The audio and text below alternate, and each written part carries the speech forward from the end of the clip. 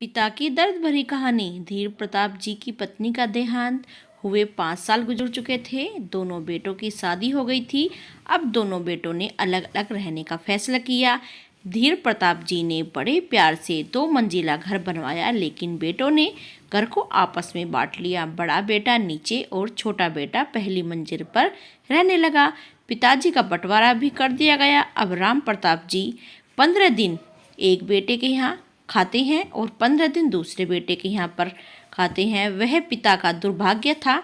साल में जो महीने के 31 दिन के होते थे, उस एक दिन धीर प्रताप जी को भूखे रहना पड़ता था, क्योंकि 31 दिन का महीना होता था। पिता अब अपना जीवन पूजा पाठ में बिता रहे थे। जो महीना 31 दिन का होता था, उस दिन धीर प्रताप जी अपने आप को सही समझते थे कि मैं व्रत ही रखूं। आज कोई पर्व है और उन्होंने उपवास रखा है।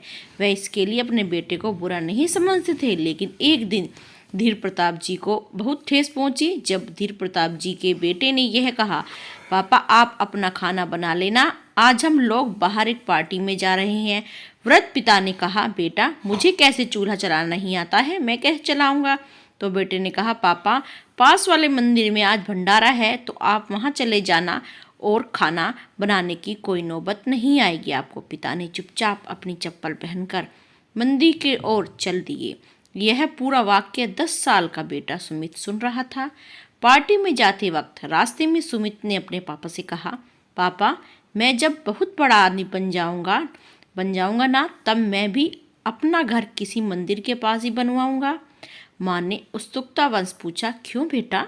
सुमित ने जवाब दिया। उसे सुनकर उस बेटे और बहू का सिर शर्म से झुक गया, जो अपने पिता को मंदिर में छोड़ कर आए थे। सुमित ने कहा, क्योंकि पापा जब मुझे भी किसी दिन ऐसी ही पार्टी में जाना होगा, तब तुम भी तो किसी मंदिर में भंडारे में खाना खाने जाओगे ना। मैं नहीं चाहता कि तुम्हें कहीं दूर जाना मंदिर में पड़े। तुम्हें पास के मंदिर में सही रहेगा। पत्थर तब तक सलामत रहता है, तब तक पत्थर पर कोई दरार न पड़े जब तक वो पेड़ से जुड़ा हो। इंसान तब तक सलामत है जब तक वो परिवार से जुड़ा है, क्योंकि परिवार से अलग होकर आज़ादी तो मिल सकती है, लेकिन संस्कार चले जाते हैं।